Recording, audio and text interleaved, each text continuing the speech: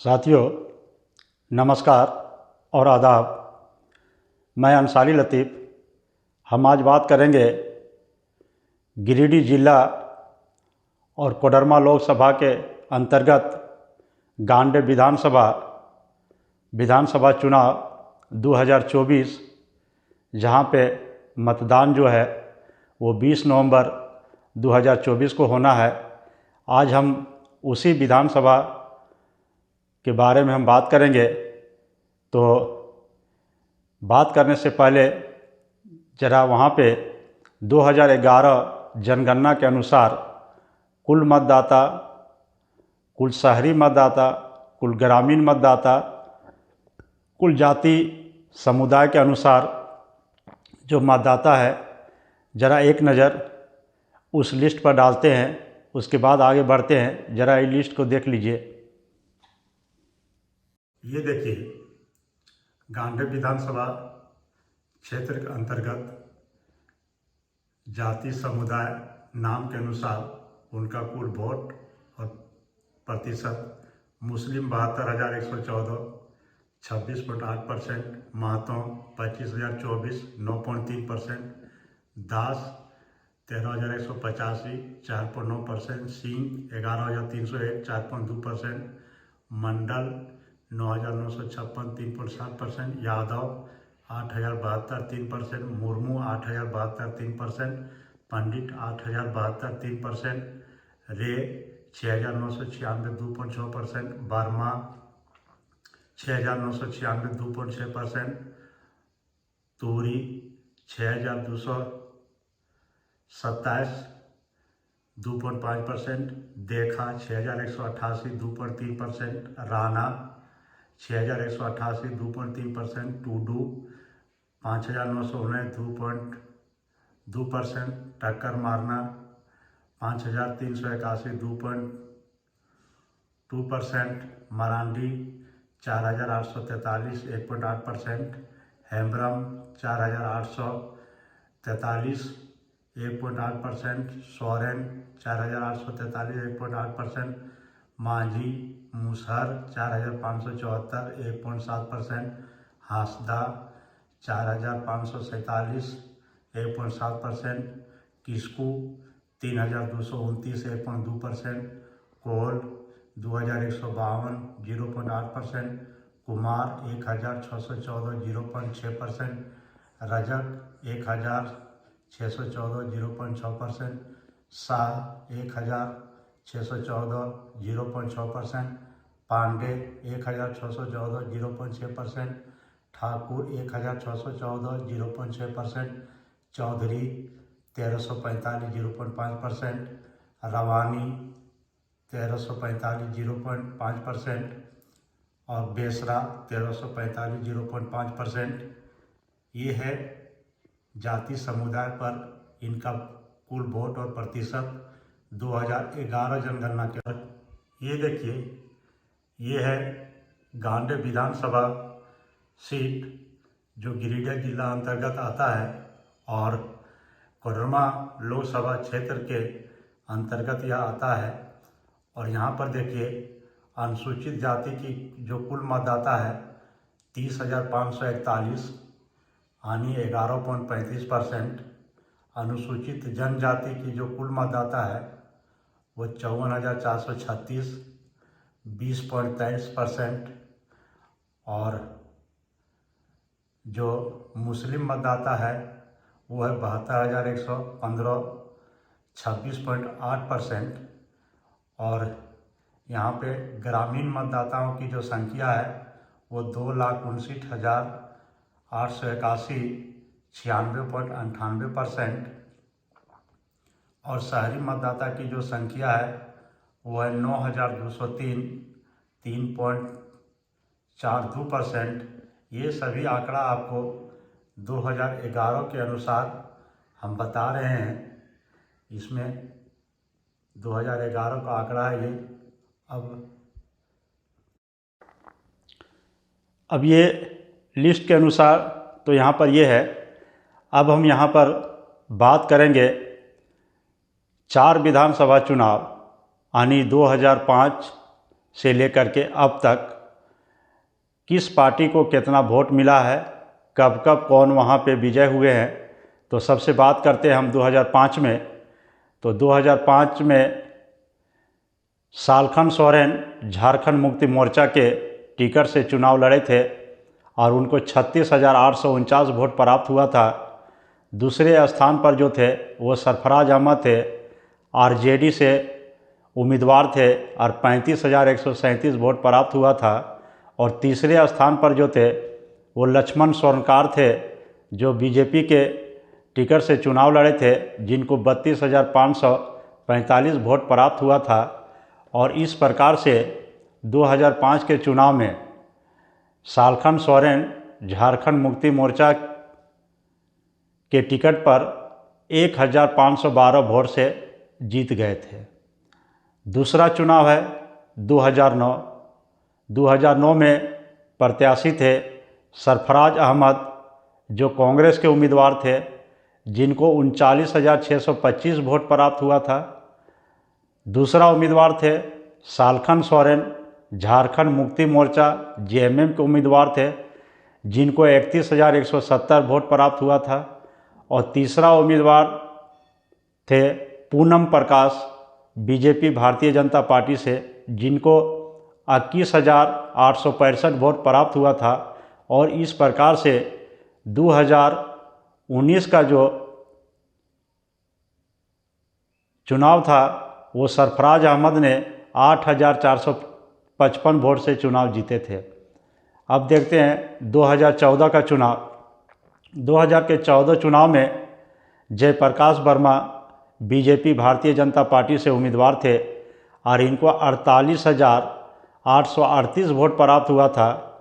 दूसरे स्थान पर थे सालखन सोरेन झारखंड मुक्ति मोर्चा जेएमएम के उम्मीदवार थे और 38,559 वोट प्राप्त हुआ था। और तीसरे उम्मीदवार जो थे तीसरे स्थान पर वो सरफराज अहमद थे, ये कांग्रेस पार्टी से चुनाव लड़े थे और 35,727 वोट प्राप्त हुआ था। और इस प्रकार से 2014 का विधानसभा में 10,279 वोट से जयप्रकाश वर्मा ने चुनाव जीत लिया था। 2019 का चुनाव का बात करते हैं।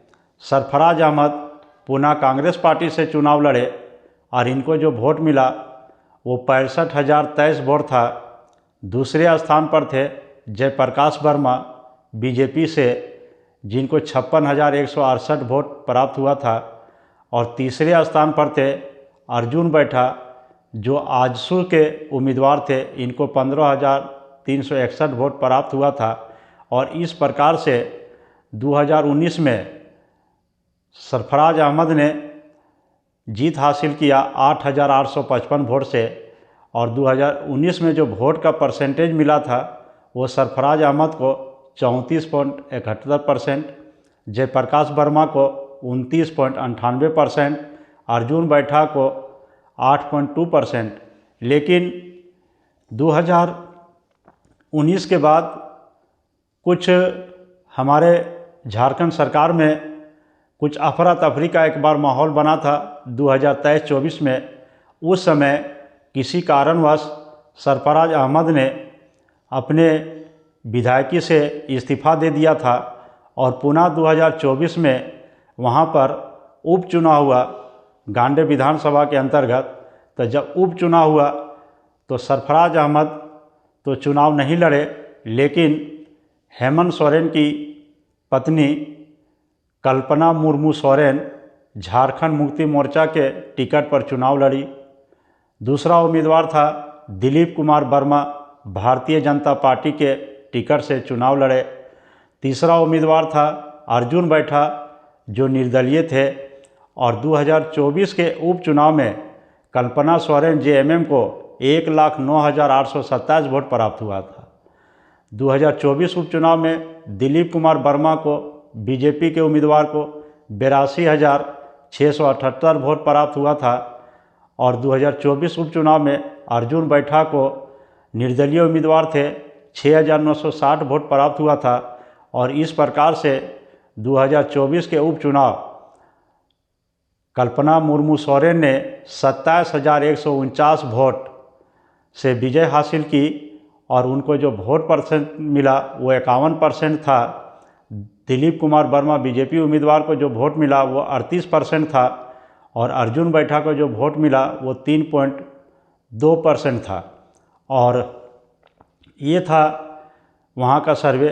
लेकिन अब है साथियों कि यह जो सीट है गांडे विधानसभा का सीट, यह बहुत रोमांचक स्थिति में चला गया है, क्योंकि इसको हमने हॉट सीट के लिस्ट में नहीं रखे थे, लेकिन अब यह हॉट सीट के लिस्ट में चला गया है।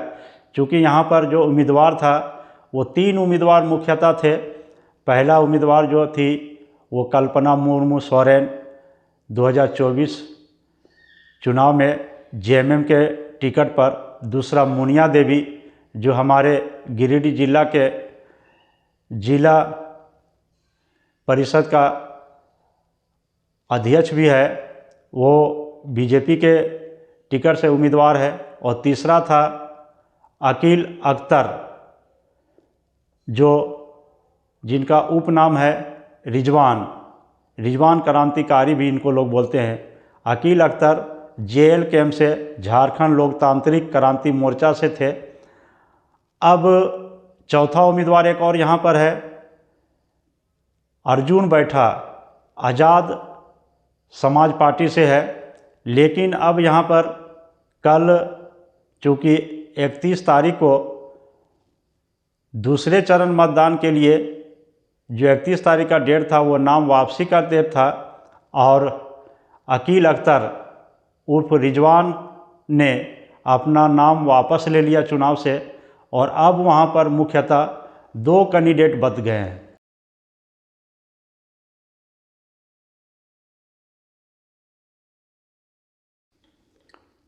ये देख लिए, खुद हेमंत सोरेन ने रिजवान यानी अकील अख्तर को अपने पार्टी के पट्टा को गले में दे करके स्वागत किया है, और उनके साथ उनके कई दोस्त भी हैं। और अब यह मुकाबला बहुत रोमांचक हो गया है, क्योंकि एक ऐसा उम्मीदवार था जो जयराम जैसे दिग्गज नेता के पार्टी का उम्मीदवार था। जयराम महतो का ये बहुत जिगरी दोस्त था और दोनों एक साथ पार्टी में आए थे। लोकसभा में बहुत मेहनत किए थे और लोकसभा में जयराम महतो को अच्छा वोट प्राप्त हुआ था। और अब ये ऐन मौका पर लास्ट दिन, जब नाम वापसी का लास्ट दिन था, तब इन्होंने अपना नाम वापस ले लिया है। और इस नाम वापसी से एक बार जेएल कैंप में खलबली तो ज़रूर मच गया है। जयराम महतो जैसे जुझारू नेता को थोड़ा सा शौर तो लगा होगा कि हमारे जो जिगरी दोस्त थे आज वो पार्टी से छोड़ दिए हैं। लेकिन खैर चुनाव है, चुनाव के पहले, चुनाव में और चुनाव के बाद यहाँ पर हिंदुस्तान में भी एक सिलसिला बन गया है कि जीतते हैं फलाने पार्टी से, समर्थन देते हैं फलाने पार्टी में, जीतते हैं निर्दलीय, समर्थन देते हैं पार्टी वाले को। तो ये यहाँ पे अभी राजनीतिक माहौल बन गया है। तो अब देखते हैं कि रिजवान को यहाँ पर सीट छोड़ने से बहुत ही प्रभाव पड़ेगा, क्योंकि अब मुकाबला बहुत कांटे का मुकाबला हो गया है। मुनिया देवी वर्सेज कल्पना मुर्मू सोरेन, जहाँ पर दोनों 24 घंटा कैंप कर रही है। और रिजवान का घर जो था वो टुंडी विधानसभा था। अब इसका प्रभाव टुंडी विधानसभा में भी पड़ेगा, क्योंकि वहाँ पे मोथरा महतो है और वो जेएमएम के प्रत्याशी है। और वहाँ पे महतो, मुस्लिम वोटर, ये सबको लगेगा कि इन्होंने सीट वहाँ क्यों छोड़ दिया है। तो इस प्रकार से वहाँ भी कुछ नेताओं को फ़ायदा मिल सकता है, यहाँ भी कुछ नेता को फ़ायदा मिल सकता है। लेकिन फ़ायदा जिनको मिलना हो फ़ायदा मिलेगा। लेकिन रिजवान ने यहाँ पर चुनाव को छोड़ करके जयराम भाई को सकते में ज़रूर डाल दिया है। और अब ज़रा ये फ़ोटो देखिए, लास्ट में कौन कौन कैंडिडेट है, यहाँ क्या है। और जो साथी चैनल को सब्सक्राइब नहीं किए होंगे, कृपया चैनल को सब्सक्राइब कर देंगे और मैं अभी डेली प्रतिदिन आपको झारखंड के सभी विधानसभा का अपडेट दूंगा।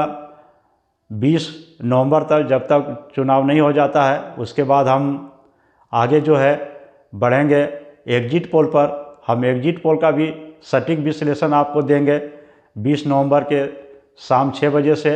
उसके बाद हम आपको लाइव काउंटिंग का भी लाइव दिखाएंगे 23 नवंबर को। जो हमारे चैनल पर हैं हम उनको पूरी सभी चैनल से पहले आपको पूरा डिटेल्स दिखाएंगे, इसमें कोई शक नहीं है। आप हमारे चैनल पर बने रहे, चैनल को सब्सक्राइब करें और जो भाई को वीडियो अच्छा लगेगा वीडियो को लाइक करेंगे, शेयर करेंगे। और कल फिर मिलते हैं एक नए विधानसभा। हम कोशिश करेंगे कि जयराम महतो 2 जगह से चुनाव लड़ रहे हैं, डुमरी विधानसभा और बेरमो विधानसभा। तो कल हम आंकड़ा जुटाते हैं उन दोनों विधानसभा में, जिनका आंकड़ा मेरे पास आएगा हम कल उसका विश्लेषण करेंगे। तब तक के लिए साथियों, जय झारखंड, जय हिंद।